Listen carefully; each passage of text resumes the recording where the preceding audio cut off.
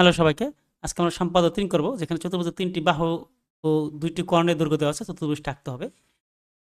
এখানে যেমন ৩ টা বাহু বলতে আ এ, বি, সি হচ্ছে ৩ টা বাহু আর ডি এবং ই হচ্ছে ৩ টা কর্ণ। তো ১ম এ আমরা কি করব? ১ম এ আমরা আ একটু কল্পনা করি যে আমরা কিভাবে করতে পারি। যেমন অনেকে ভাবতে পারে তো আগের মতই সহজ হবে। না, ২ নম্বরের মতো সহজ হবে না। তোমাকে বুঝতে হবে যে বাহু কিন্তু ৩ টা, হ্যাঁ? তার মানে তুমি যদি এখানে একটা কর্ণ নিয়ে ফেলাও আর আরেকটা বাহু দিয়ে এদিকে দিবা, একটা বাহু দিয়ে এদিকে দিবা, হ্যাঁ? তাহলে তোমার কয়টা শেষ হইল? ২ বাহু শেষ আর একটা কর্ণ শেষ। এখন বাকি যে আছে একটা বাহু, বাহু কিন্তু হবে এইদিকে, হ্যাঁ? এই ২ টার যেকোনো একটা বাহু নিতে পারবা।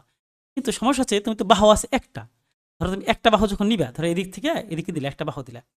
এদিক থেকে তার বাহু নিতে পারবা না। অথবা তুমি বাহু দিলে এদিকে একটা। এদিক থেকে কিন্তু আরেকটা বাহু দিয়ে কাটতে পারবা না, ঠিক আছে? কাটতে হবে এই কর্ণ থেকে, কারণ যে তোমার একটা কর্ণ দেওয়া আছে এইখান থেকে এই উপরে তোমাকে পার করতে হবে, ঠিক আছে? আচ্ছা, এখন আমরা সেভাবেই করবো, ধাপে ধাপে করবো। দেখে দিলে প্রথমে তাহলে আমরা কাজ করি।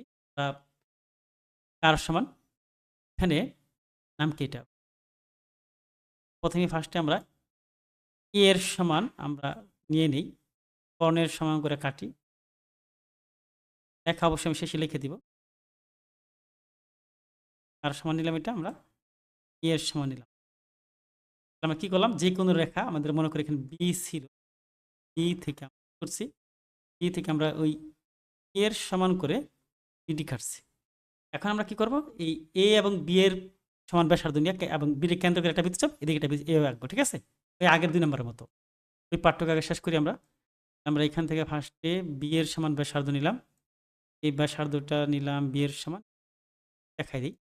কার সমান ব্যাসার্ধ নিচ্ছি আমরা, বি এর সমান ব্যাসার্ধ।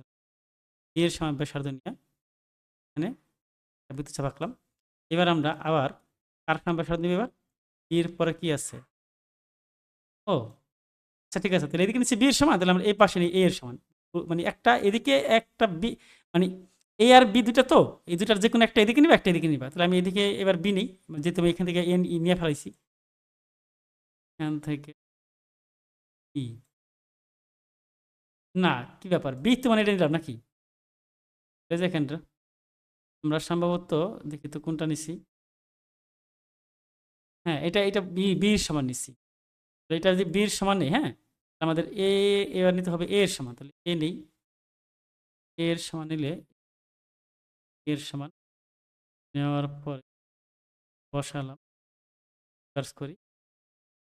এটার উপরে হইল। তাহলে আমাদের ছেদগুলো কোথায়? ছেদগুলো ধরো এতে।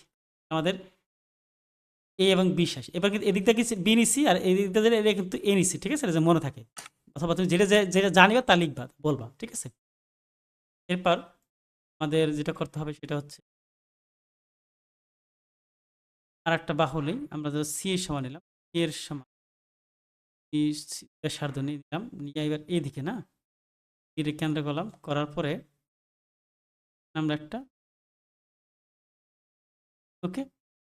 এরপর কি আছে? এরপরে ডি এর সমান যখন ব্যাসার্ধ নিই, হ্যাঁ, বুঝতে হবে এই ডি এর সমান ব্যাসার্ধ নিলে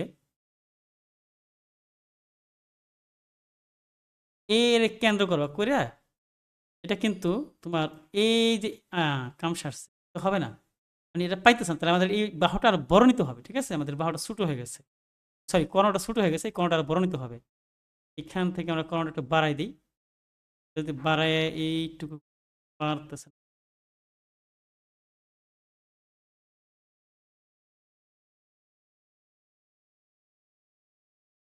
আমরা এই বাহুটাকে বাড়াই দিলাম, বাড়ানোর পরে আমরা বলি এই ডি এর সমান মাপ, ডি এর মাপটা আর মাপ দেওয়া থাকলে যে মাপ আছে সেই মাপ নিতে হবে। মাপ দেওয়া থাকলে তো এরকম পরিবর্তন করতে পারবো না, ঠিক আছে? এটা আমরা এইটা এবার ক্রস। এখন আমরা কি করব? এখন আমরা এটার নাম দিলাম সি, হ্যাঁ? আমরা এ এর সাথে কি করব? বি যোগ করব, এ কমা ডি যোগ, এ কমা ডি যোগ করব, এ কমা ডি যোগ করব, তারপর B comma A C, B comma A C যোগ করব, হয়ে গেল ফ্যান। আর ডি কমা সি যোগ তোমার স্কেলে রাখবে, আমার স্কেলে হয় না, স্কেলে এরকম বাঁকা চাকা করা যায় না, এখানে আমি এভাবে করতেছি।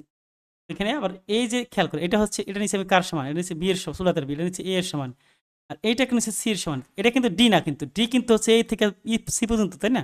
এই স্কেলতে dot dot dot dot dot dot dot দেখা দিবা, এটা হলো কি, এটা হচ্ছে ওকে। আমি এবার টেক্সট লিখে দিতেছি বর্ণনাটা। ওকে, আমরা পরবর্তী ভিডিও দেখবো আর বর্ণনা লিখে দিচ্ছি।